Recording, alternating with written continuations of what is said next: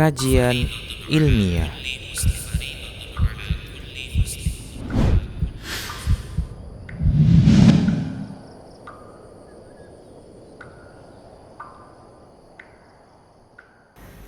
Bismillah, assalamualaikum warahmatullahi wabarakatuh.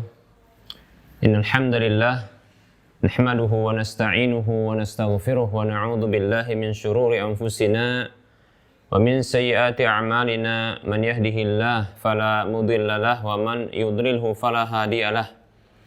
Wa asyhadu an la ilaha illallah wahdahu la syarikalah wa asyhadu anna Muhammadan 'abduhu wa rasuluhu sallallahu alaihi wasallam. Qala Allah Ta'ala, ya ayyuhalladzina amanu taqullaha haqqa tuqatihi wa la tamutunna illa wa antum muslimun. Ya ayyuhan nasu taqu rabbakumul ladzi khalaqakum min nafsin wahidah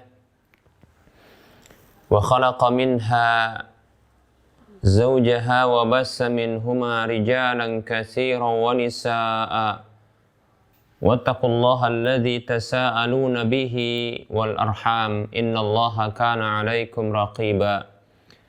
Ya ayyuhalladzina amanu taqullaha wa qulu qawlan sadida yuslih lakum a'malakum wa yaghfir lakum dhunubakum wa may yuti'illaha wa rasulahu faqad faza fawzan 'azima. Amma ba'd, fa inna asdaqal hadisi kitabullah wa khairal huda huda Rasulillahi sallallahu alaihi wasallam wa syarrul umuri muhdatsatuha wa kullu muhdatsatin bid'ah wa kullu bid'atin dhalalah wa kullu dhalalatin finnar.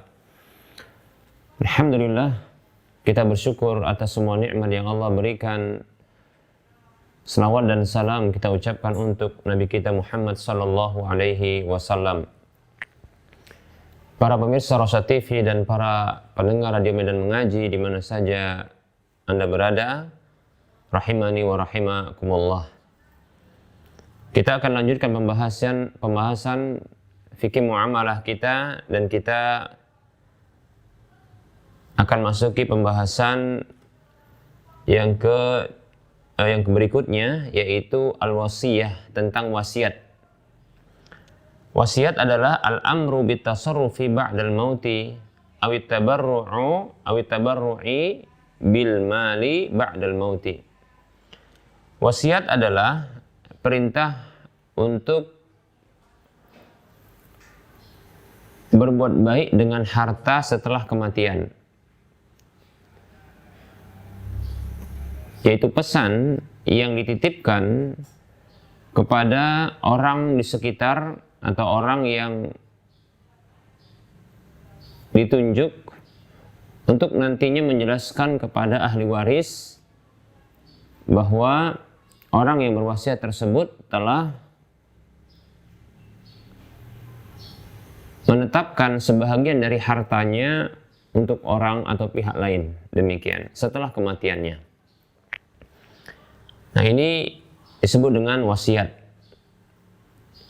Dan ini adalah rangkaian pembahasan tentunya dalam masalah muamalah, fikih muamalah, karena terkait dengan harta, demikian. Dan wasiat ini tentunya diberlakukan sebelum warisan dibagi, ya. Min ba'di wasiyatin tusuna biha aw dain, ya. Setelah wasiat yang kalian berwasiat dengannya atau hutang yang dibayarkan, demikian. Yaitu terlebih dahulu pembayaran wasiat dan hutang, baru setelah itu pemberlakuan warisan, pembagian warisan, demikian. Hikmah disyariatkannya wasiat adalah bahwa Allah Subhanahu wa taala mensyariatkan lewat lisan Rasulnya sallallahu alaihi wasallam sebuah syariat berupa wasiat sebagai bentuk kelemah lembutan Allah Subhanahu wa taala, kebaikan Allah Subhanahu wa taala, dan kasih sayang Allah Subhanahu wa taala kepada para hambanya. Di mana Allah Subhanahu wa taala menjadikan bagi seorang muslim bahagian atau sebahagian dari hartanya yang akan dibagikan sebelum wafat, yang akan ditetapkan sebelum wafatnya dan akan dibagikan setelah kematiannya, demikian ya, yang diarahkan kepada hal-hal kebaikan yang nantinya akan kembali kepada pihak-pihak yang tentunya membutuhkan, pihak-pihak yang membutuhkan, baik itu sifatnya perorangan atau mungkin sifatnya adalah sebuah lembaga yang mengelola kemaslahatan umum, ya, demikian. Yang tentunya pahalanya akan kembali kepada orang yang berwasiat tersebut. Nah, ini hikmah dibalik pensyariatan dari wasiat. Baik para muslim rahimani wa rahimakumullah, beberapa hukum tentang wasiat. Pertama, ya, wasiat itu dianjurkan bagi orang yang memiliki banyak harta dan ahli warisnya bukanlah orang atau tidaklah, ya, orang-orang, tidaklah termasuk orang-orang yang membutuhkan atau miskin, ya. Maka ketika itu wasiat dianjurkan bagi orang yang memiliki harta tersebut dengan sebahagian hartanya yang tidak boleh melebihi dari sepertiga harta tersebut, yang tentunya diarahkan kepada jalan-jalan kebaikan, ya, agar orang tersebut mendapatkan pahala setelah kematiannya, demikian. Nah, para muslim rahimani wa rahimakumullah, ya, terkait dengan jumlah besaran wasiat yang tidak boleh melebihi sepertiga harta adalah hadis dari atau hadis yang pernah diungkapkan Nabi Shallallahu Alaihi Wasallam kepada Sa'ad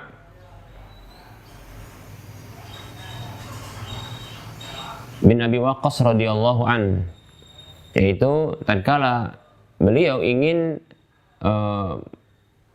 berwasiat atau menyedekahkan, ya, ketika itu dalam kondisi sakitnya ingin menyedekahkan semua hartanya, maka Rasulullah SAW tidak mengizinkan dan ingin menyedekahkan setengah hartanya, 2/3 hartanya, kemudian setengah hartanya, namun Rasulullah SAW tidak mengizinkan.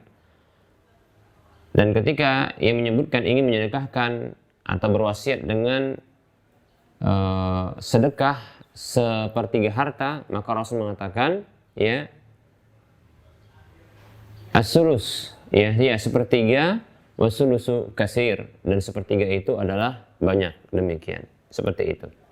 Lalu Rasulullah SAW mengatakan, ya, engkau meninggalkan ahli warismu dalam kondisi tidak meminta-minta, berkecukupan, itu lebih baik, ya, daripada engkau meninggalkan mereka dalam kondisi meminta-minta, demikian, ya. Demikian para muslim rahimani wa rahimakumullah. Baik, ini adalah wasiat yang berhukum, ya, sunnat, anjuran, demikian.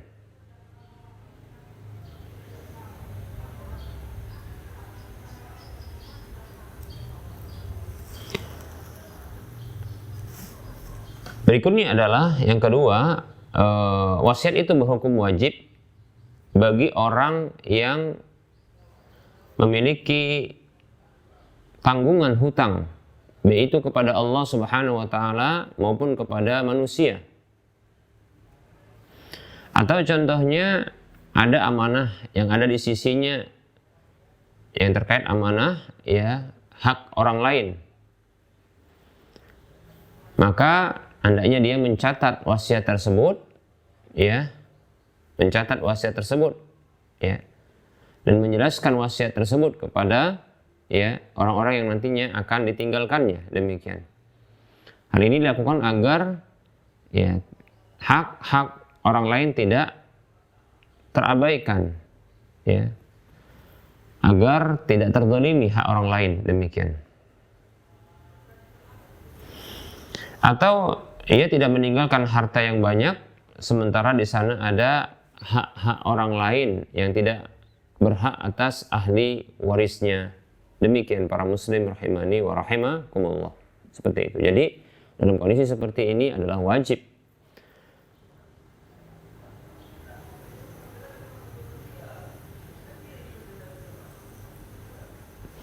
atau contohnya ya dia meninggalkan harta yang banyak sementara ada ahli waris dari karib kerabatnya yang sangat membutuhkan, maka ya lebih-lebih ini adalah orang-orang yang barangkali termasuk ya masuk ke dalam tanggung jawabnya di dalam menafkahi, walaupun contohnya tidak berhak, ya, tidak berhak atas ahli waris, tidak berhak menjadi ahli waris atau terhalang dari harta warisan, demikian. Maka ini bisa jadi berhukum wajib ya bagi orang tersebut untuk berwasiat dengan hartanya, seperti itu. Allah Subhanahu wa taala berfirman di dalam surah Al-Baqarah 180, A'udzu billahi minasyaitonir rajim. Kutiba 'alaikum idza hadara ahadakumul mautu in taraka khairanil wasiyatu lil walidaini wal aqrabin bil ma'ruf haqqan 'alal muttaqin. Ditetapkan atas kalian apabila salah seorang di antara kalian telah dihadiri kematian, apabila dia meninggalkan harta, maka ditetapkan ya bagi kalian wasiat untuk kedua orang tua, karib kerabat dengan cara yang ma'ruf, dan itu adalah hak atas orang-orang bertakwa. Sesungguhnya ayat ini adalah ayat kewajiban untuk berwasiat, ya, sebelum ditetapkannya ketetapan hukum waris. Nah, setelah ditetapkannya hukum waris, maka tidak ada lagi wasiat kepada ahli waris, karena Nabi Shallallahu Alaihi Wasallam bersabda, la wasiyata li warisin, tidak ada ya wasiat yang diarahkan kepada ahli waris.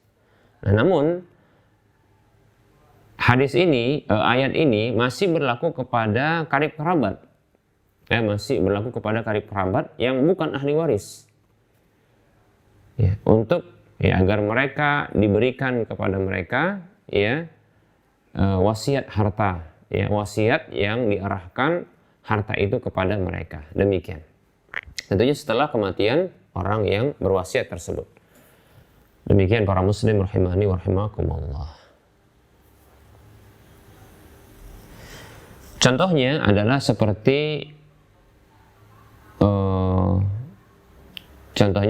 adalah anak-anak dari saudari perempuan, ya, anak-anak dari saudari perempuan. Anak-anak dari saudari perempuan di mana sang suaminya, di mana ayahnya, ya, begitu juga ibunya mungkin tiada. Sementara keluarga ayahnya tidak diketahui atau mungkin tidak ambil peduli ya tentang nafkah sang anak tersebut.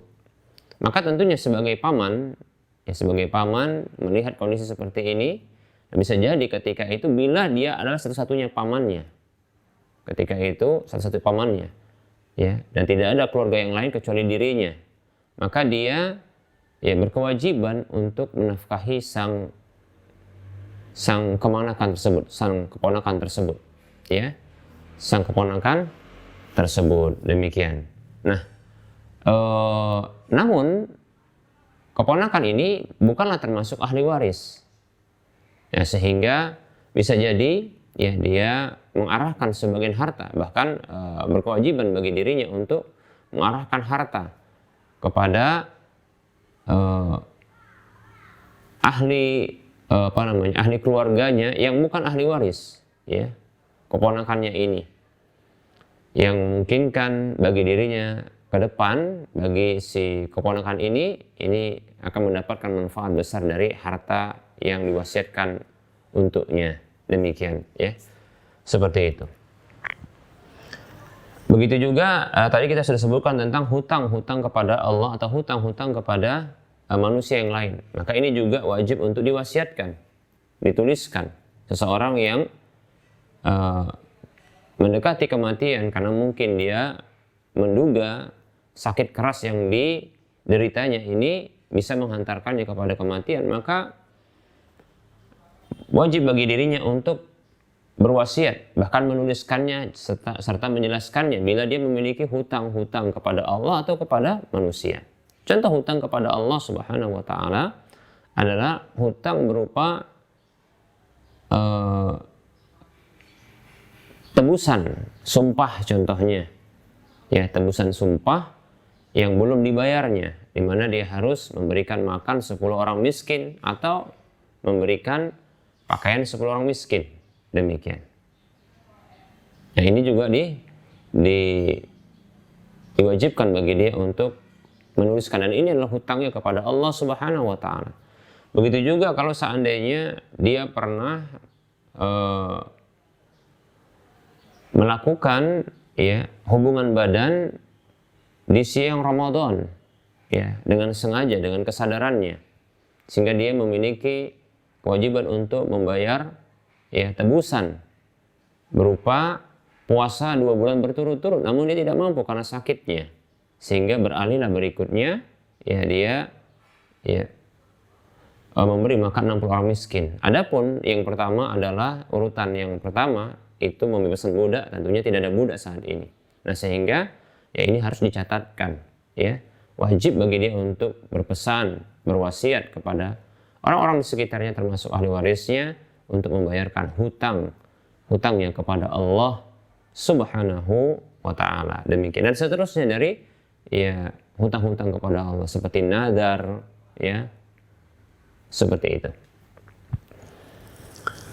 Kemudian ya hutang kepada manusia seperti dia memiliki hutang di beberapa teman-temannya atau di beberapa tetangganya, maka ini wajib ya untuk dituliskan, wajib untuk dijelaskan, wajib untuk diwasiatkan kepada orang-orang yang ada di sekitarnya agar kelak bisa ya dibayarkan, bahkan kalau bisa sebelum kematiannya. Demikian. Baik, para muslim rahimani wa rahimakumullah. Nah, ini dia wasiat yang wajib untuk ya dibuat. Berikutnya para muslim rahimani wa rahimakumullah adalah wasiat yang haram. Ini jenis wasiat berikutnya beserta dengan hukumnya. Ya, jadi ini adalah pembagian wasiat berdasarkan hukumnya. Wasiat yang haram, seperti contohnya adalah wasiat yang diarahkan kepada sebagian ahli waris untuk mendapatkan sebagian harta. Ya. Seperti contohnya di sebahagian suku di Indonesia ini ada yang menetapkan ya kepemilikan rumah induk. Rumah induk itu diberikan kepada anak yang paling kecil, ya, anak bungsu, anak yang paling bungsu, demikian. Nah, ini merupakan bentuk apa? Bentuk berwasiat yang haram, ya, dengan menetapkan wasiat berupa harta dengan ya melebihkan harta tersebut kepada sebagian ahli waris. Sementara kata Nabi SAW, la wasiyata li warisin, tidak ada wasiat harta, wasiat yang diarahkan ya wasiat berupa harta yang diarahkan kepada ahli waris. Mengapa tidak ada wasiat seperti itu? Karena nanti mereka akan mendapatkan warisan, mereka akan mendapatkan harta dari jalur warisan, demikian, seperti itu. Atau contohnya ya wasiat seseorang kepada ahli keluarganya agar memberikan sebahagian harta ya kepada istri, salah satu istrinya, dengan melebihkan. Mungkin dikarenakan sang istri tersebut begitu baiknya merawatnya dalam kondisi sakitnya. Nah, ini tidak dibenarkan pula. Ini wasiat yang haram. tidak dibolehkan. Nah, tentunya apabila dalam perawatan tersebut ya itu menggunakan sebagian harta istri, maka di sini harus diganti. Itu dari sisi ini dia, ya. Namun bukan ya dilebihkan dari sebagian harta warisan tersebut ya diarahkan kepada sang istri, demikian, ya. Atau ahli waris yang lainnya, ya, yang diarahkan, yang diwasiatkan dengan sebagian harta, ya dengan cara dilebihkan seperti itu kepada ahli waris yang lainnya. Maka yang seperti ini merupakan wasiat yang diharamkan, ya. Begitu juga contohnya wasiat berupa harta, ya, ya, yang diarahkan untuk keperluan-keperluan yang haram pula, sarana-sarana yang haram atau alat-alat yang haram, seperti contohnya wasiat seseorang agar ya memberikan ya alat-alat musik, ya, ya, atau wasiat untuk nantinya membangun kuburannya, ya, wasiat agar nanti membangun kuburannya, seperti itu. Atau berwasiat ya agar nantinya menyewa sebahagian orang-orang yang akan menangisi dan meratapi kematiannya. Nah, seperti ini. Ini maka ya, wasiat-wasiat yang haram dengan harta yang tidak boleh diberlakukan.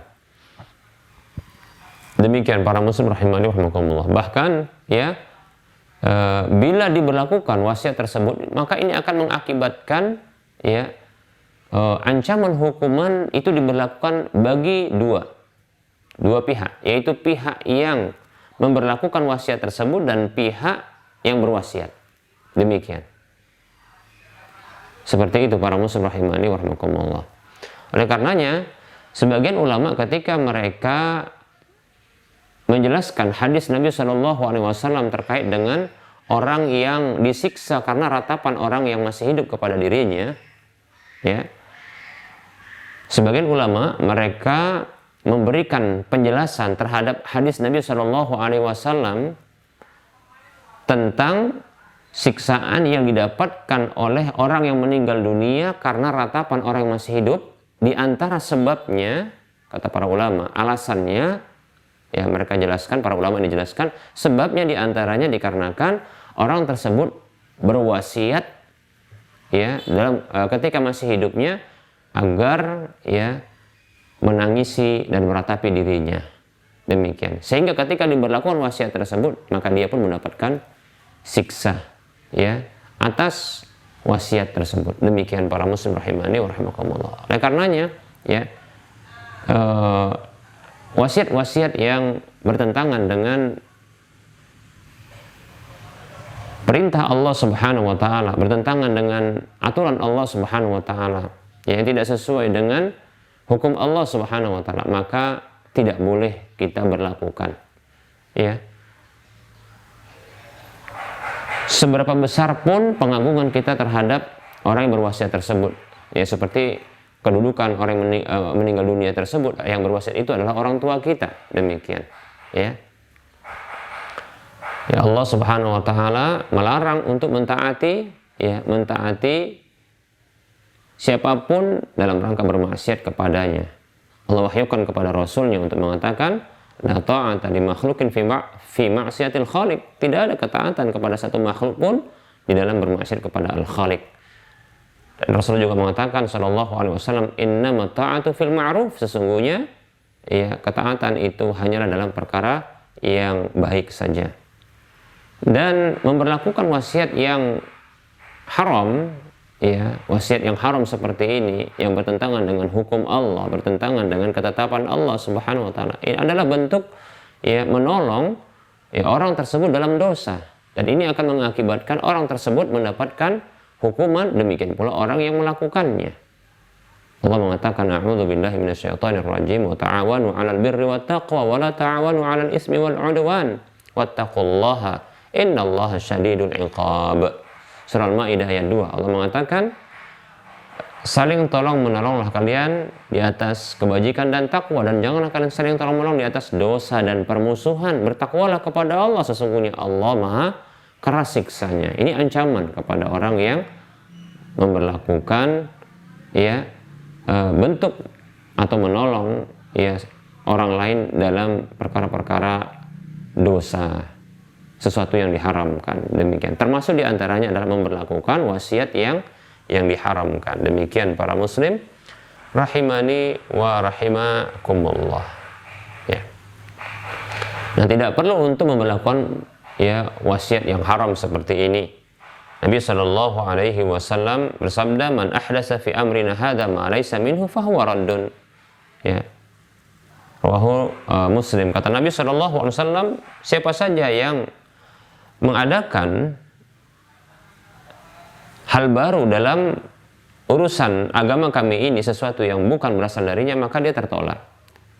Sesuatu yang haram ya bukanlah sesuatu yang berasal dari agama ini, sehingga fahuwa raddun, dia tertolak, ya tidak perlu untuk diberlakukan. Demikian hadis riwayat Muslim.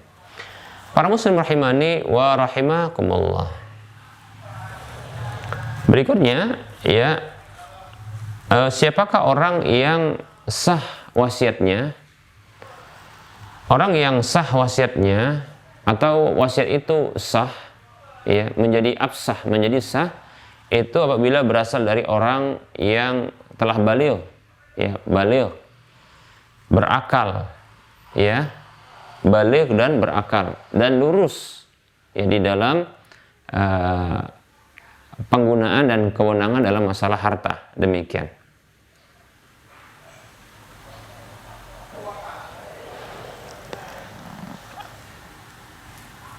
Baligh dan berakal. Demikian. Begitu juga sah juga ya wasiat tersebut dari anak kecil, namun dia telah mumayyiz, yang lurus akalnya, ya, yang telah lurus akalnya. Demikian, ya, yang dia bisa membedakan ya mana yang baik dan mana yang buruk, maka ini juga dibenarkan. Demikian pula wasiat itu sah ketika berasal dari orang yang baik maupun orang yang buruk. Maksudnya adalah orang yang suka melakukan amal-amal saleh maupun amal-amal yang buruk. Demikian, ya.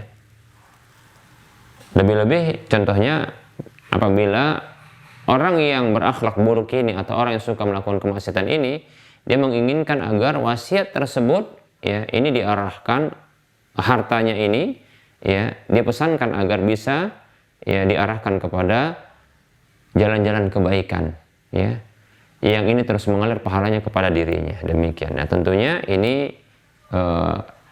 diberlakukan darinya seperti itu. Nah, baik laki-laki ataupun perempuan. Demikian para muslim rahimani wa rahimakumullah.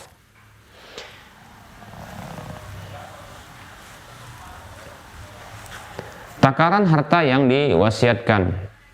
Berapa besaran nilai harta yang diwasiatkan? Tadi sudah kita sebutkan ya, bahwasanya dianjurkan untuk berwasiat, ya.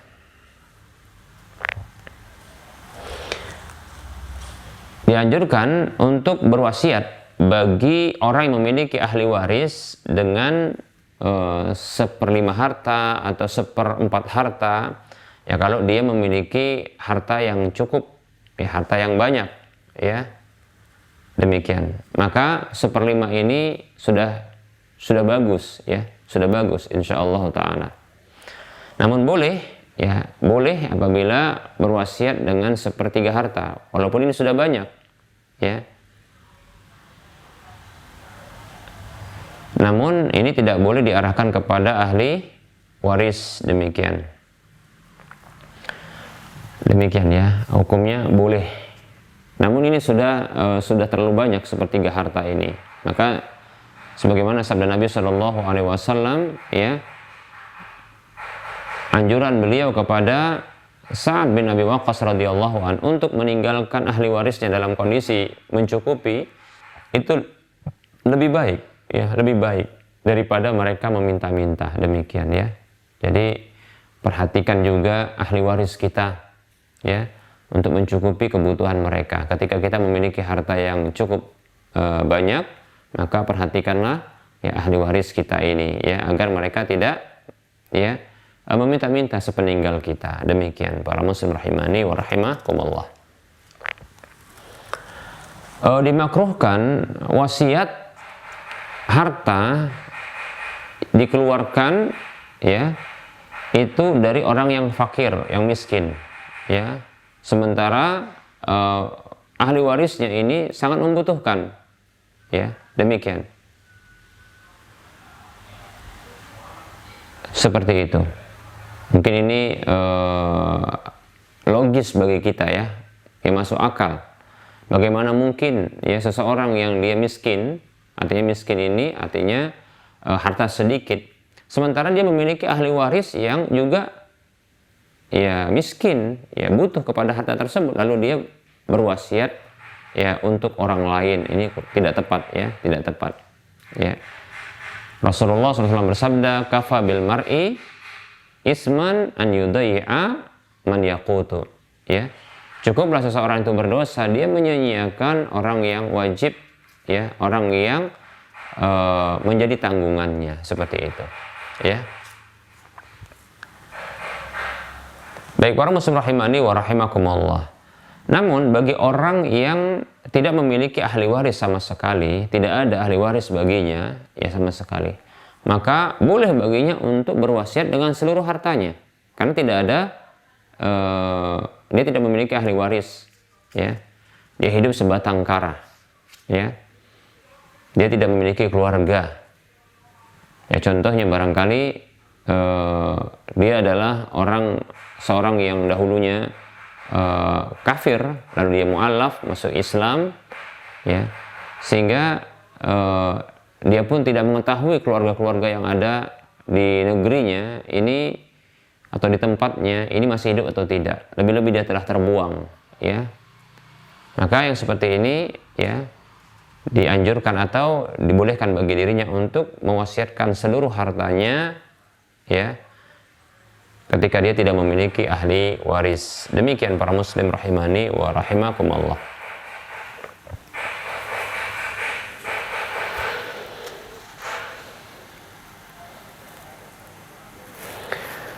Kemudian tidak boleh untuk berwasiat ya, tidak boleh berwasiat dengan lebih dari sepertiga harta ya.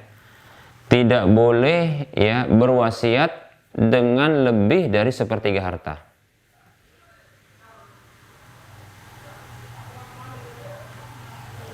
Tidak boleh berwasiat dengan lebih dari sepertiga harta, demikian ya. Apabila telah berwasiat dengan lebih sepertiga harta, maka dicukupkan dengan sepertiga saja, demikian ya, seperti itu. Sebagaimana juga tidak boleh untuk berwasiat kepada ahli waris, seperti tadi kita katakan bahwasanya karena ahli waris tersebut dia akan mendapatkan bagian harta dari jalur warisan, bukan dari jalur wasiat, demikian. Kemudian perlu kita sampaikan juga bahwasanya dibolehkan bagi orang yang berwasiat tersebut untuk membatalkan wasiat atau mengurangi wasiat atau menambah wasiat jumlahnya ya. Jumlahnya boleh ditambah, dikurangi, bahkan dibatalkan ya selama masih hidup. Ya, selama masih hidup. Demikian ya. Selama masih hidup maka boleh untuk ditarik kembali ya, dibatalkan maksudnya, atau dikurangi atau bahkan ditambah, demikian boleh ya. Yang jelas tidak boleh melebihi dari sepertiga hartanya. Namun apabila telah wafat maka berlakulah wasiat tersebut. Demikian para muslim rahimani wa rahimakumullah.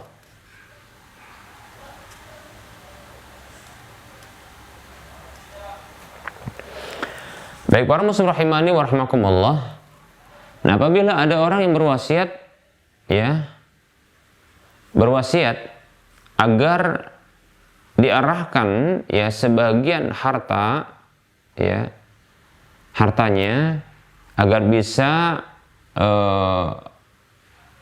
diarahkan kepada ayah dan ibu atau saudaranya agar bisa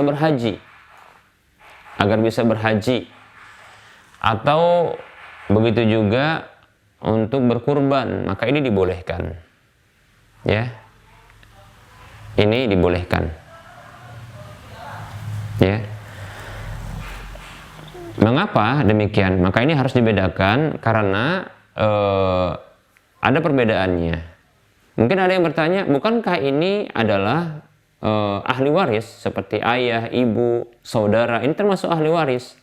Kenapa kok diarahkan wasiat kepadanya dan dibolehkan?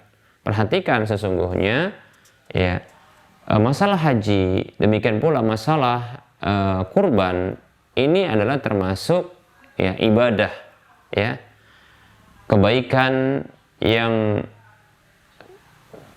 bukan nantinya akan dimiliki sifatnya, ya, bukan menjadi milik pribadi, ya. Yang tidak dibenarkan dan tidak dibolehkan berdasarkan sabda Nabi SAW, la wasiyata li warisin, tidak ada wasiat bagi ahli waris, yaitu wasiat-wasiat yang terkait dengan kepemilikan harta, yaitu sebagian harta diarahkan lalu dimiliki, ya.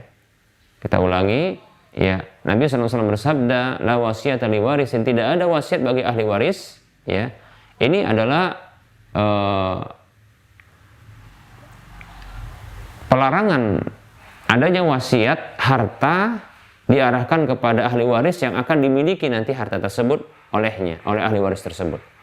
Adapun, ya, wasiat-wasiat terkait dengan bukan kepemilikan harta, namun dia terkait dengan ibadah-ibadah, ya, seperti contohnya tadi haji, umroh, ya, begitu juga mungkin kurban yang diarahkan kepada ahli waris dan ini bukanlah kepemilikan harta, maka ini seperti, ya, diarahkan kepada orang lain, ya, karena ini bukan untuk dimiliki tapi dia untuk pahala.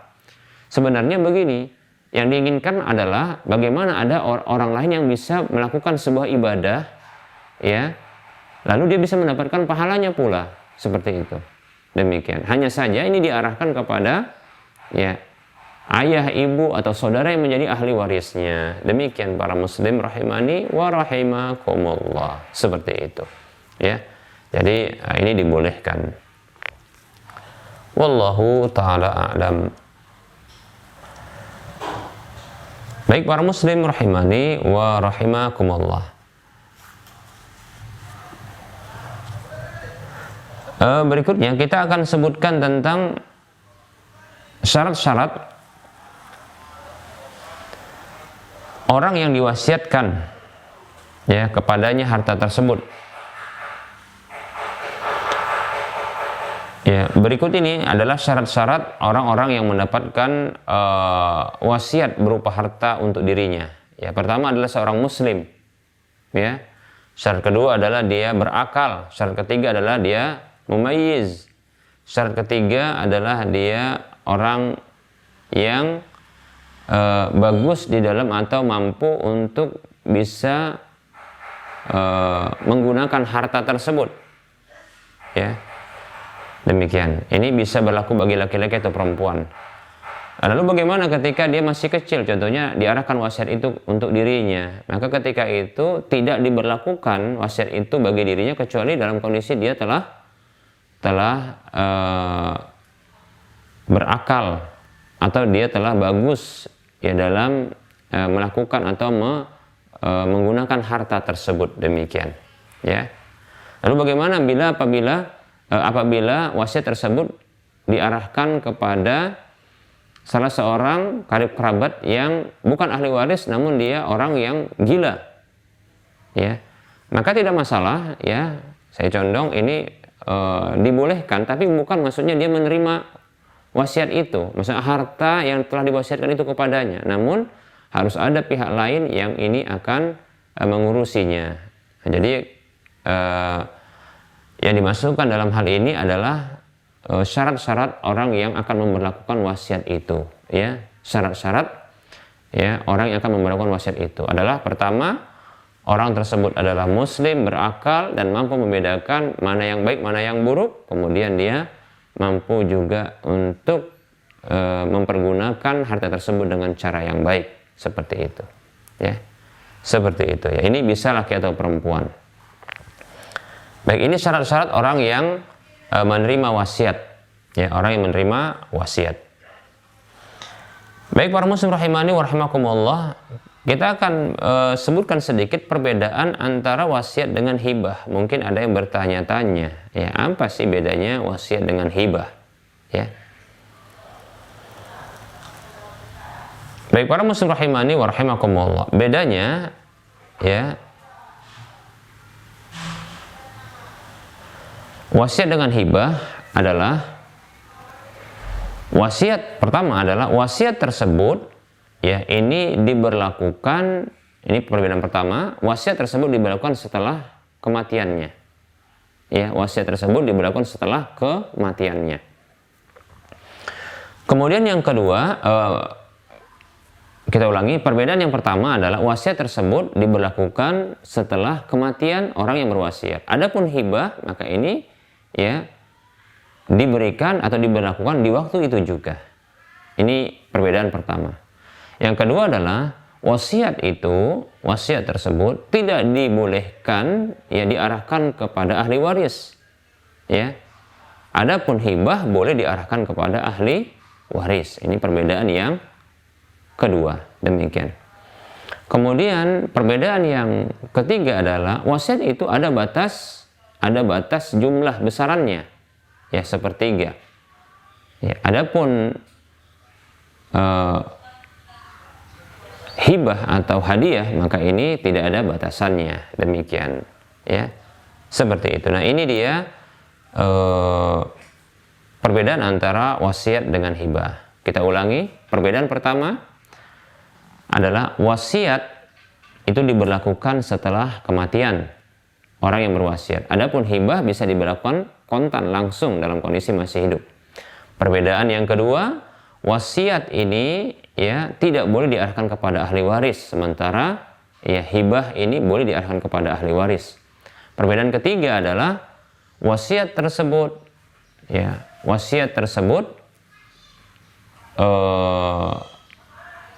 tidak memiliki batas minimal ya atau batas maksimal, yaitu sepertiga harta. Adapun hibah tidak memiliki batas ya maksimal harta, demikian ya. Adapun perbedaan antara ya perbedaan berikutnya ya, wasiat ini bisa diralat semasa hidup ya, bisa diralat semasa hidup ya. Adapun hibah ya, ketika hibah ini ya tidak boleh diralat ya, tidak boleh diambil kecuali dari seorang orang tua kepada anaknya ya, hibah kepada anaknya, yaitu orang tua yang bisa mengambil kembali atau meralat kembali hibah ya dari anaknya, demikian, seperti itu ya. Adapun kesamaan antara wasiat dengan hibah adalah itu sama-sama pemberian harta yang nanti akan diberlakukan secara tamlik, yaitu kepemilikan ya, pemindahan kepemilikan. Kemudian kesamaan wasiat dengan hibah adalah sama-sama ini sah bila diberlakukan ya, baik itu orang muslim atau orang kafir, demikian ya. Seperti itu. Baik para muslim rahimani wa rahimakumullah.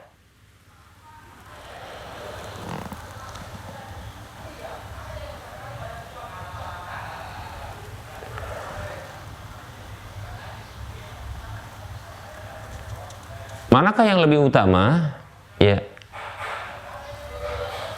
Apakah wasiat ataukah hibah? Baik para muslim rahimani wa rahimakumullah. Dari satu sisi, maka hibah dan atau sedekah ya, infak, maka ini lebih utama ketimbang wasiat.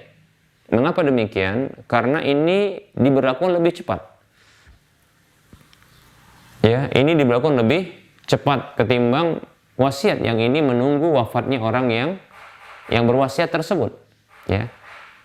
Dari satu sisi ini ya, di mana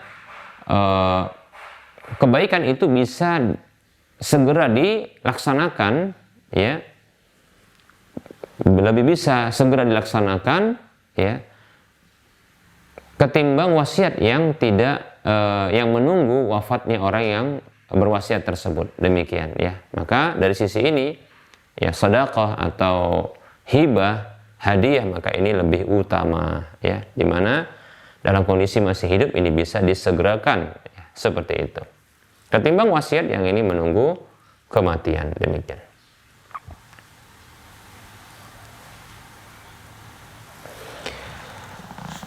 Oleh karenanya apabila seseorang ya ingin berwasiat sementara dalam kondisi dia masih hidup dan sehat, maka kita sarankan kepada orang tersebut dia ya bersedekah dan melakukan pemberian hadiah seperti itu ya, sehingga lebih cepat dia mendapatkan pahala dalam kehidupannya ya, dan nanti setelah kematiannya bila sedekah dan hibah tersebut atau pemindahan kepemilikan harta dari dirinya kepada pihak lain ini ternyata bersifat permanen fisiknya, sehingga bisa dimanfaatkan oleh pihak lain tersebut dalam kebaikan.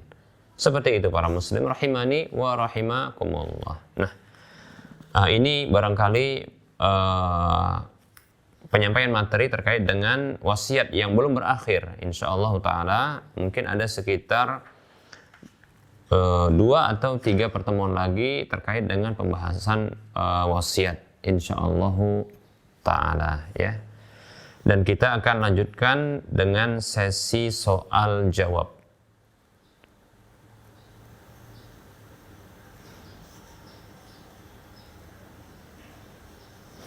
Baik, ada pertanyaan ini.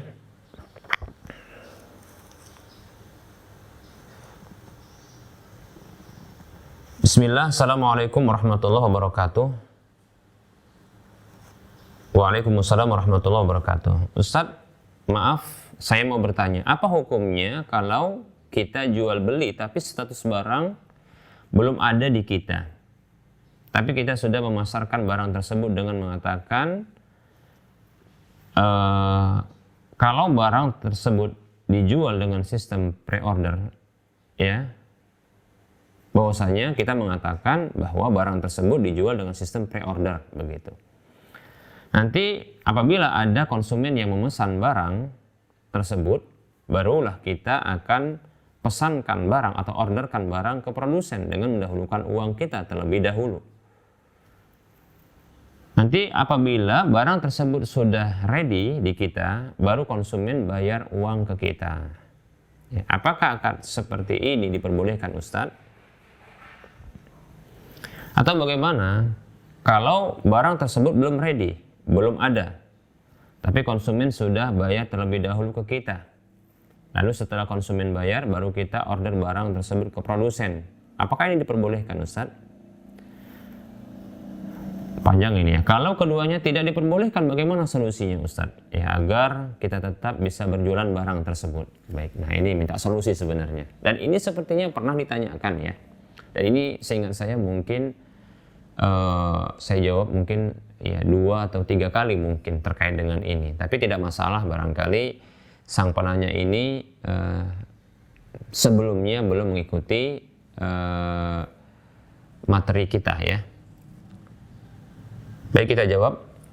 Waalaikumsalam warahmatullahi wabarakatuh. Jual beli seperti ini ya, tentunya ada rinciannya. Rincian yang pertama ya, menjual barang yang belum dimiliki ya, menjual barang yang belum dimiliki dan belum ya menjadi agen, belum menjadi wakil dari sang pemilik barang untuk menjualkan barang tersebut.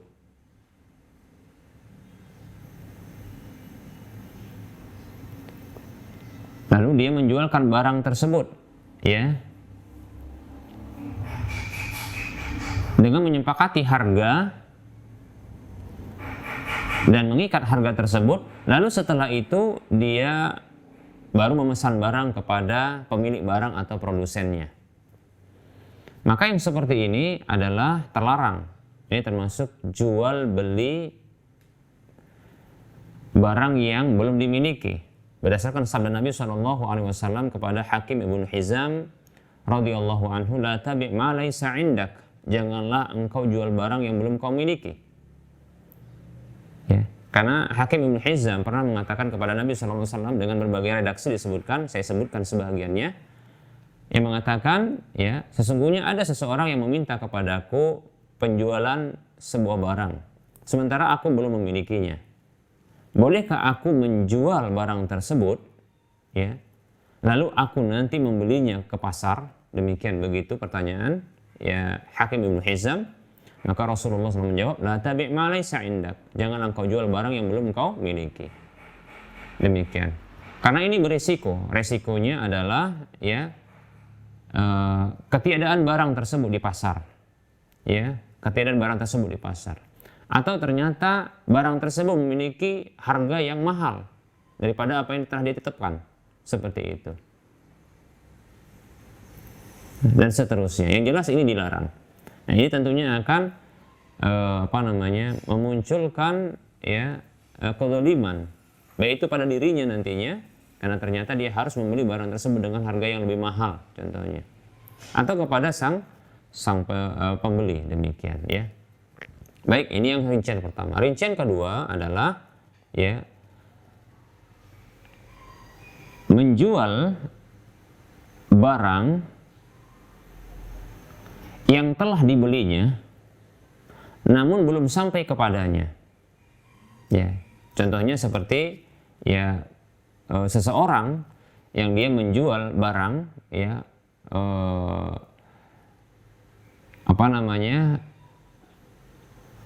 menjual barang itu belum ada padanya, lalu barang tersebut setelah ada pemesannya maka baru dia membelinya, ya, namun belum ada kesepakatan harga. Adapun rincian yang pertama disebutkan ada kesepakatan harga, ya, langsung ketika barang itu belum dimiliki. Nah, adapun yang rincian kedua ini adalah tidak ada kesepakatan harga ketika barang itu belum dibelinya, ya. Nah, tatkala ada pemesanan setelah diketahui, ya, karakteristik barang, ya, ciri-ciri barang tersebut, maka dia langsung, ya, memesannya tidak terlebih dahulu menyepakati harga. Dia memesan dan membeli barang tersebut. Dia transfer karena barang tersebut adalah barang yang jauh, ya, tidak ada di kota tersebut. Dia beli. Sudah? Dia beli, namun barang itu belum sampai kepada dirinya. Barang itu belum sampai kepada dirinya. Barang ini yang dibelinya ini belum sampai kepada dirinya, juga belum diterima oleh wakilnya kalau dia memiliki wakil. Lalu dia pun bertransaksi kepada orang yang memesannya dengan menyepakati harga, ya. Bahkan, ya, barang tersebut itu diarahkan langsung kepada alamat sang pembeli tadi, customernya. Maka seperti ini juga terlarang, karena ini termasuk menjual barang yang belum sempurna kepemilikannya, ya, belum sempurna kepemilikannya. Berdasarkan hadis Nabi SAW, ya, mani bata'a ta'aman fala yabi'hu hatta yaqbidahu. Ya. Siapa saja yang membeli makanan, maka janganlah dia jual kembali sampai dia menerimanya. Demikian. Artinya, ketika dia telah menerimanya baru boleh dijualnya, seperti itu, ya. Baik, ini rincian yang saya sebutkan, yang bisa jadi ini bukanlah seperti yang kasus ditanyakan, bukanlah seperti kasus yang ditanyakan. Tapi tidak mengapa, ini saya sebutkan agar rincian ini lebih bisa dipahami, sehingga tidak jatuh ke dalam rincian ini bila dia rincian yang dilarang, ya, seperti itu. Atau termasuk muamalah yang dilarang, maka dihindari. Ini perlu rincian seperti ini agar tidak terjatuh ke dalamnya. Baik, berikutnya adalah, ya, seperti yang ditanyakan, ini, yaitu menjual barang dalam kondisi barang tersebut dipasarkan lewat online begitu ya. Ya, online. Barang itu memang belum ada ya padanya. Ya. Namun barang ini tidak juga sang penjual ini menjadi agen atau menjadi wakil dari orang yang memiliki barang tersebut. Hanya saja setiap kali ada pemesan atau calon customer, maka dia layani, namun tidak sampai menyepakati harga. Ya, tidak sepakat atau tidak menyepakati harga, demikian. Tidak ada menyebutkan harga sama sekali, hanya mengetahui spesifikasi barang yang dipesan.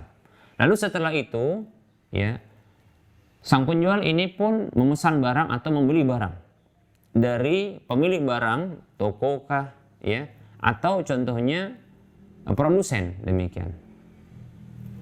Nah, setelah itu dibeli, lalu diterima barang tersebut. Baru setelah itu, setelah diterima barang, baik itu oleh dirinya maupun wakilnya, ya, baik itu mungkin dijemput langsung, dibeli langsung, atau contohnya barangkali lewat perwakilan, ya, lewat perwakilan ada wakilnya yang menerimanya atau mengambilnya, demikian. Maka baru setelah itu disepakati harga dan dikirim, ya, kepada pembeli. Maka yang seperti ini jual beli yang sah. Ingat ya, apa bedanya? Bedanya adalah barang tersebut sudah dimiliki sesungguhnya. Jadi kasus yang atau rincian yang ketiga ini, ya, yang barangkali ini mungkin yang ditanyakan, ya, memang awalnya barang ini tidak dimiliki lalu dipasarkan, ya. Namun ketika sudah diketahui spesifikasi barang dan hendak menyepakati harga, dan di sini dilakukan pending, ya, dilakukan penundaan terhadap kesepakatan harga sampai barang tersebut dibeli dan dimiliki dengan cara diterima langsung, baik itu oleh sang penjualnya atau lewat perwakilannya. Baru setelah itu terjadi kesepakatan harga, ya. Nah, di sini berarti apa? Menjual barang yang dimiliki, ya. Dan kepemilikan ini kepemilikan yang sempurna. Oleh karenanya hukum ya, jual beli seperti ini dibolehkan. Ingat, barang tersebut dimiliki walaupun sebelumnya belum dimiliki. Hanya saja awalnya dia dalam bentuk penawaran, ya. Lalu penjelasan terhadap spesifikasi barang. Namun ketika beranjak menuju kepada kesepakatan harga, nah ini dilakukan penundaan sampai barang tersebut dibeli dan dimiliki secara sempurna, diterima langsung, baru dijual, disepakati harga lalu dikirim, demikian. Ini sah yang jual beli seperti ini, ya, sah dan tidak terlarang seperti itu. Hanya saja tentu repotnya apabila ternyata barang-barang seperti ini tidak ada di tempat, artinya tidak berada di satu kota atau jauh, ya, untuk bisa dijangkau. Karena tentunya customer ini membutuhkan cepat, ya, cepat untuk diselesaikan transaksinya, demikian, ya, karena mungkin dia butuh, ya, seperti itu. Maka ada cara yang keempat atau rincian yang keempat, yang ini sangat mudah pun tanpa biaya, yaitu menjadi agen, ya, menjadi agen bagi pemilik barang atau produsen, menjadi agen dari pemilik barang atau produsen, ya, seperti itu. Maka boleh untuk menjualnya, ya, dengan dua cara. Yang pertama adalah dengan menyepakati harga jualnya, yang harga jualnya ini, ya, ditetapkan oleh produsen atau pemilik barang.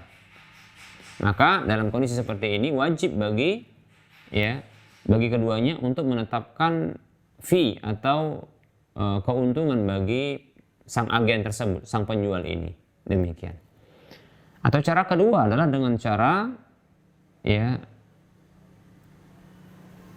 harga jual ditetapkan oleh sang agen.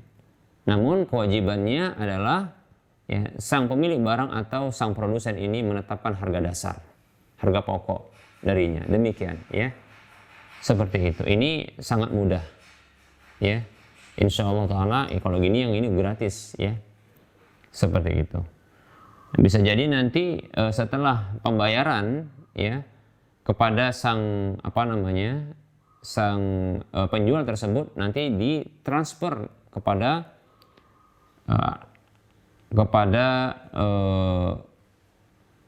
pemilik barang atau produsen tersebut ya harga dasarnya. Demikian ya. Tinggal nanti sang agen atau sang penjual tersebut mengambil fee-nya. Demikian atau kelebihan dari harga tersebut ya atau keuntungannya, kelebihan dari keuntungannya. Demikian para muslim rahimani wa rahimakumullah. Adapun menggunakan menggunakan modal atau uang dari sang penjual ya, menggunakan uang atau modal untuk membeli barang tersebut dari sang pembeli atau calon pembeli ya. Calon pembeli, maka ini dibolehkan, tidak masalah, asalkan tadi ya diketahui rincian yang 4 tadi, ya, diketahui rincian yang 4 tadi. Bila rincian yang 4 ini ya dihindarkan yang haram, yang dua pertama ini yang haram, lalu diterapkan yang 3 dan 4, rincian yang 3 dan 4, ya 2 terakhir, maka ini insya Allah Ta'ala dibolehkan. Walaupun di dalam pembelian tersebut ya itu nantinya menggunakan uang dari sang pembeli. Artinya sang pembeli tersebut telah membayar terlebih dahulu uangnya. Ya. Tapi permasalahannya apakah tadi kalau dia seandainya membeli dengan cara yang ketiga, di mana sang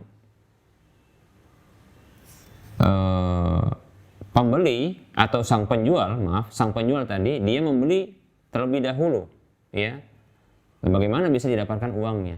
Nah demikian. Kalau yang seperti ini ya tentunya tidak bisa, kecuali sang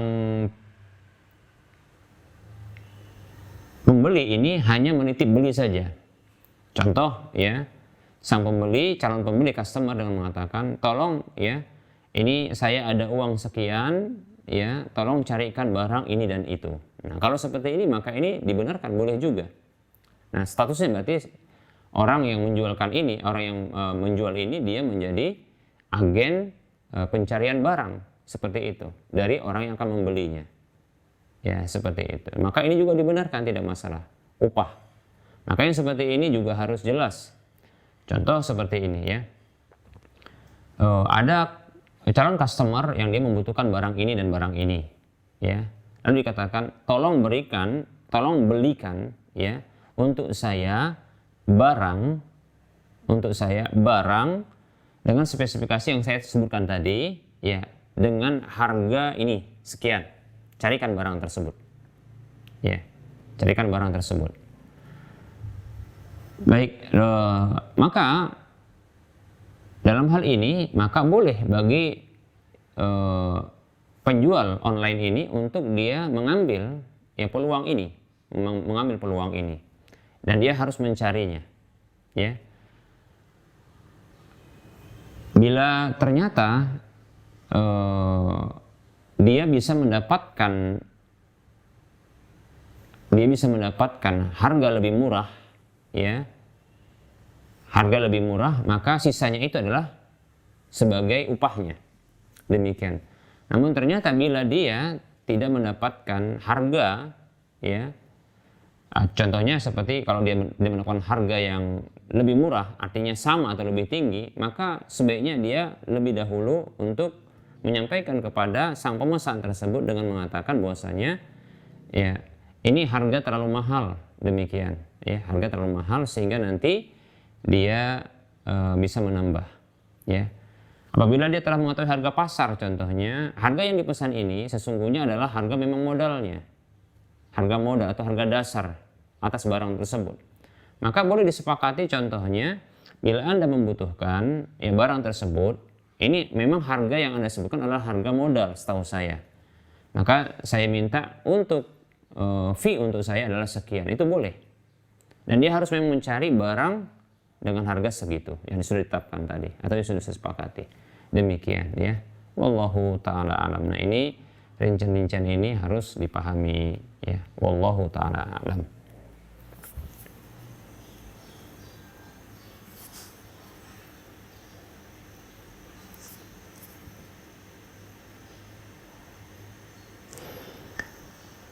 Baik, ada pertanyaan dari saudara kita Ferry Abu Zubair ya. Barakallahu fiik ya, saudara kita Ferry Abu Zubair. Syukron atas pertanyaannya. Saya akan bacakan dulu ya. Bismillah, izin saya ingin bertanya, apa hukumnya bermuamalah seperti ini? Seperti kasus ini. Si A membeli produk si B dengan harga 500.000. Hanya saja si A membayar 300.000. Berarti sisanya adalah hutang, ya. Berarti terhutang sekitar 200.000. Berarti, ya, si A berhutang kepada si B dia 200.000. Demikian. Nah, kemudian si B membeli barang si A, ya, dengan total belanja 250.000. Kemudian si B otomatis karena ada hutang pada si A, ya, langsung potong, ya, langsung memotongnya, yaitu artinya dia akan membayar 50.000, begitu maksudnya. Ini saya pahami demikian. Yang menjadi pertanyaan, apakah akad seperti ini dibolehkan? Nah, kalau ada akad tersebut yang keliru, mohon solusinya, ya. Jazakallahu khaira, barakallahu fiik. Wa anta fajazakallahu khaira wa fiik barakallah. Demikian. Baik, kita akan jawab pertanyaan ini ya. Ya, yang seperti ini, ya, yang seperti ini insyaallah taala akadnya dibenarkan. Ya, akad ini seperti dibenarkan, ya. Jadi ini hanya dari sisi pembayaran dan itu jelas insyaallah taala, ya. Yang penting adalah barang yang dibeli si A ini yang berjumlah total 250.000, ini bukanlah barang yang sama, ya, bukan barang yang sama, ya. Kita ulangi, ketika si A membeli barang, ya, ketika si A membeli barang si B dengan harga 500.000, hanya saja dia membayar 300.000, lalu dia terhutang 200.000, ya. Harga barang 500.000, kemudian dia bayar 300.000 dan terhutang 200.000. Si A berhutang kepada si B, ya, 200.000. Demikian. Nah,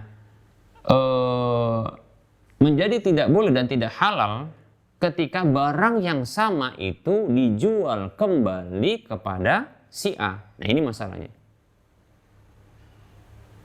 Yaitu si B membeli barang si A, ya, dijual kembali, ya, atau artinya si B membeli kepada si A. Tadi si A yang membeli kepada si B, ya. Si A berhutang 200.000 kepada si B.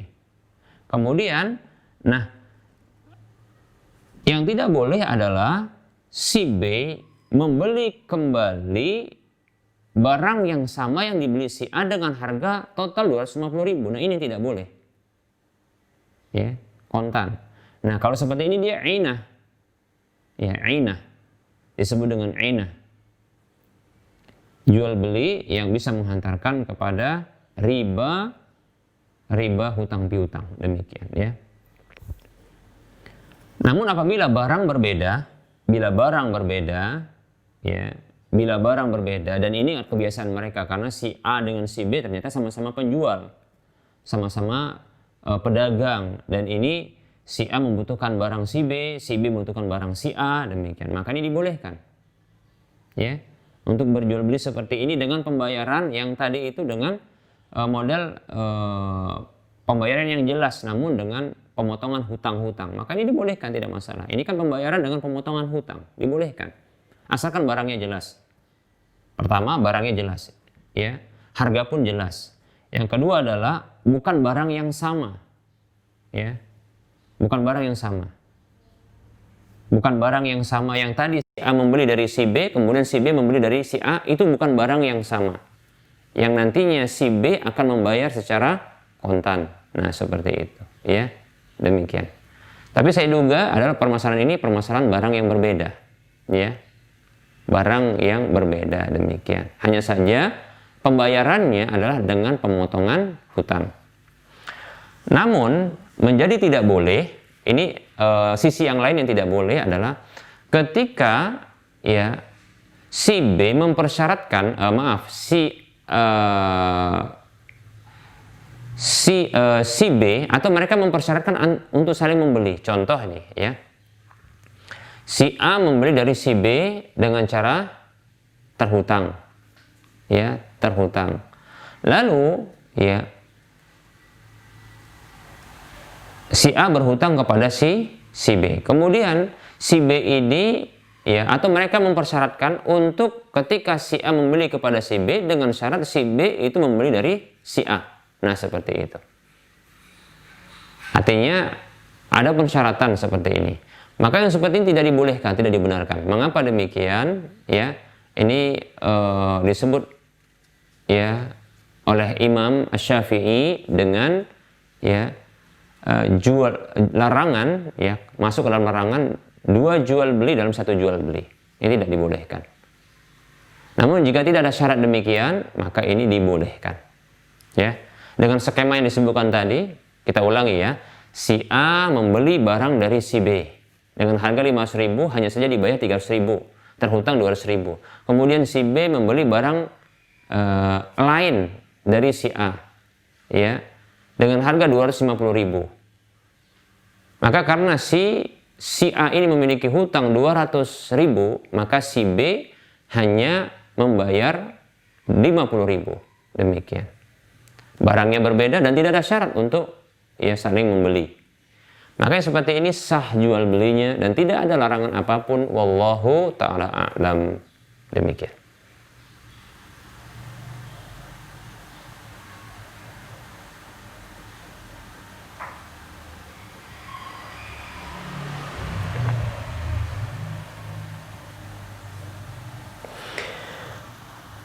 Baik, ini ada pertanyaan. Ustadz, seseorang beli rumah untuk ditempati. Tetapi ketika transaksi, si penjual menetapkan bahwa PPN, pajak penjualan, itu ditanggung pembeli. Apa hukumnya merendahkan harga penjualan tersebut, baik atas usul penjual dan disetujui oleh si pembeli, agar pajak penjualannya menjadi kecil? Pembeli membayar pajak penjualan dengan harga rendah ya atau menjadi kecil. Mohon nasihatnya Ustaz, jazakallahu khairan. Baik. Nah, apabila dalam catatan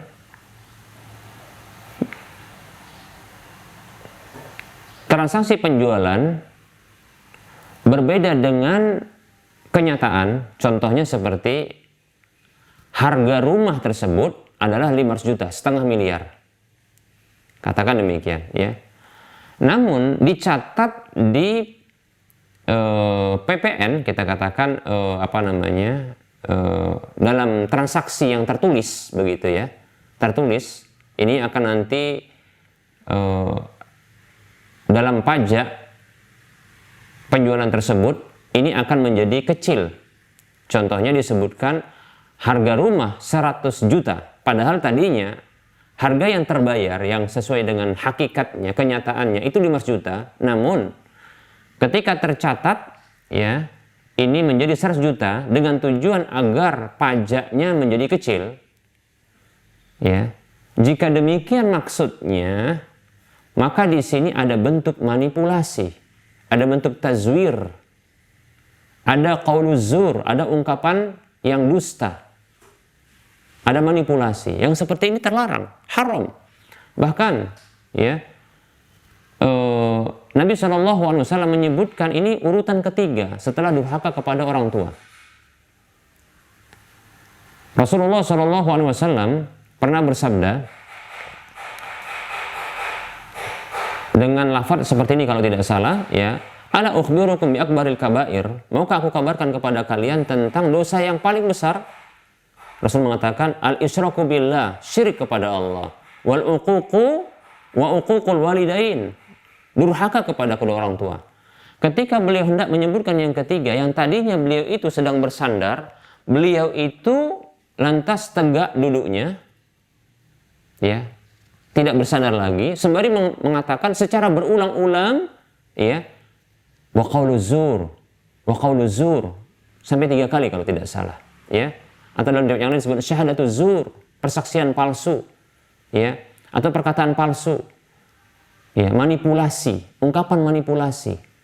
Nah, ini tindakan seperti ini memanipulasi data yang kenyataannya adalah 500 juta, namun ternyata tertulis 100 juta, maka ini merupakan bentuk manipulasi data. Ya, manipulasi data. Maka ini merupakan dosa. Demikian, dosa. Bahkan dosa besar yang seperti ini tidak boleh. Demikian, ya. Maka pilihannya cuma 2 saja, ya. Apakah ya menjadikan harga jual itu memang sesuai dengan apa yang tertulis, atau ya menjadikan harga tertulis itu seperti harga jual yang kenyataan. Pilih saja begitu. Maka tidak boleh ada manipulasi, tidak ada perbedaan. Berbeda halnya kalau seandainya ya ternyata pihak penjual sendiri yang dia memanipulasi data sehingga pembeli itu tidak tahu menahu. Contohnya dia tidak ahli dalam surat menyurat, dia tidak tahu. Atas inisiatif dari sang penjual, dia mengecilkan harga jual. Harga jual. Padahal hakikatnya mungkin harganya sampai 5 kali lipat. Seperti tadi, harganya 500 juta, namun ternyata diperkecil menjadi 100 juta. Atau bahkan 50 juta, agar nanti pembayaran PPN-nya, pajak, ya penjualan tersebut lebih murah, begitu ya. Nah, ini tidak ada dosa bagi orang yang membelinya, karena dia tidak menyepakati hal tersebut, bahkan dia tidak tahu. Dia tidak tahu, bahkan tahunya mungkin setelah dia periksa-periksa mungkin. Ya, dia lihat, dia sudah setor contohnya 500 juta, sudah bayar kontan, atau dia sudah sepakat 500 juta, ya, namun dia bayar cicil, katakan demikian. Namun rumah itu sudah menjadi miliknya. Ternyata dalam PPN, biaya pajaknya ternyata lebih rendah, karena ternyata biayanya yang tertulis tertera penjualan barang tersebut atau rumah tersebut itu ternyata 100 atau 50 juta. Maka ini bukan kesalahan dia. Kan ini sudah terjadi dan itu kesalahan orang yang menjualnya. Demikian, ya. Seperti itu. Namun apabila diketahui dan disepakati, tentunya ini merupakan bentuk qauluz zur, ya. Manipulasi, begitu bahasa kita, ya. Itu ungkapan palsu seperti itu. Ini bentuk kedustaan dan termasuk dosa besar. Wallahu ta'ala alam. Sebaiknya dihindarkan. Ya. Jazakallahu khaira wa anta fajazakallahu khaira.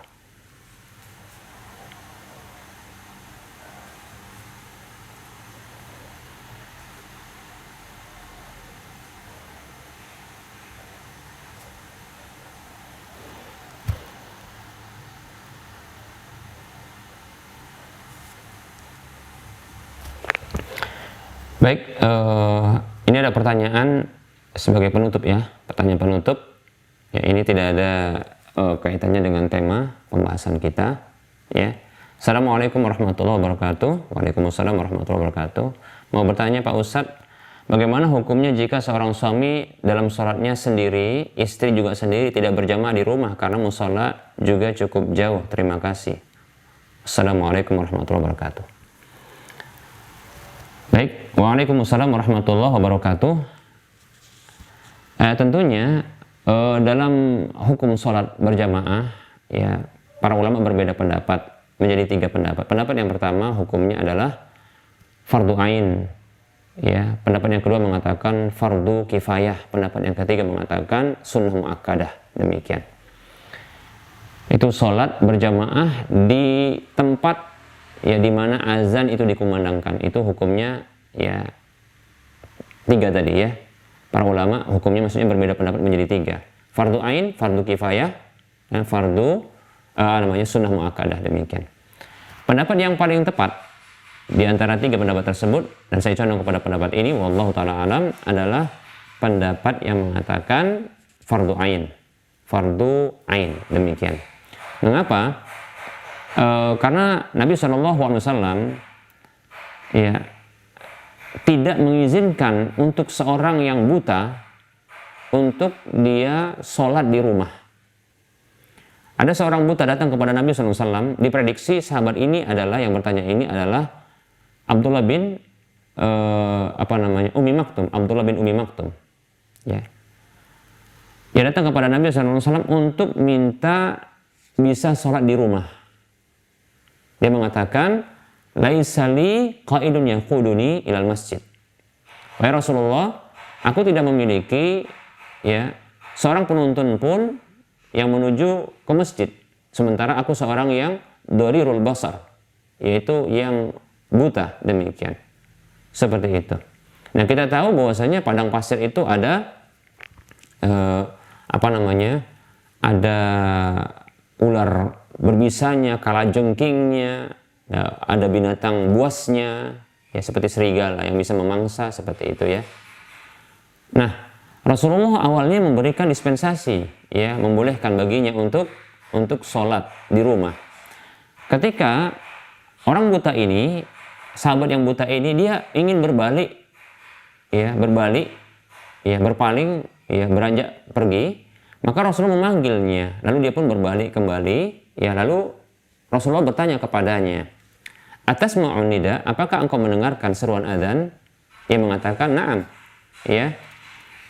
Dia katakan, iya, aku dengar. Maka Rasulullah mengatakan, fala idzan, kalau begitu tidak boleh.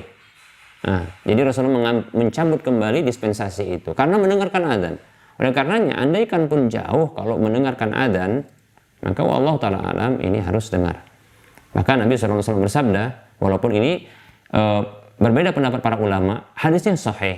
Hanya saja mereka berbeda pendapat. Apakah sahihnya ini dari Rasulullah ataukah sahihnya dari seorang sahabat yang bernama Abdullah bin Abbas radhiyallahu anhuma, ya. Hadisnya berbunyi begini, ya. Man sami'an nida'a falam ya'tihi fala salata lahu illa min udrin. Siapa saya mendengarkan seruan adzan namun dia tidak memenuhi ya seruan adzan tersebut, maka tidak ada salat bagi dia kecuali karena ada udurnya. Seperti itu. Karena ada udurnya, itu penghalang syar'inya, seperti sakit, seperti contohnya hujan, ya. Seperti itu. Adapun buta tadi Rasulullah tidak memberikan dispensasi. Oleh karenanya saya condong wallahu ta'ala alam, ya, hukumnya adalah fardu ain, seperti itu. Berbeda kasusnya dalam kondisi seperti ini, kondisi wabah pandemi ini. Para ulama yang mereka memang berbeda pendapat pula, ya. Maka kita pun berlapang dada, ya, begitu. Sebagaimana juga saya berlapang dada bagi yang berpendapat itu fardu kifayah, fardu sunnah muakkadah, silahkan, ya. Maka adapun untuk di saat pandemi ini, bagi yang berpendapat pun fardu ain itu salat berjamaah di masjid atau di tempat di mana dikumandangkan adzan, maka ya di sini pun ada dispensasi ketika memang di tempat tersebut itu dikhawatirkan terjadinya penularan, ya.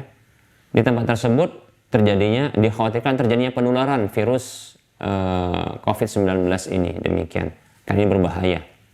Ya, maka ini dibolehkan, ada dispensasi untuk sholat di rumah, demikian.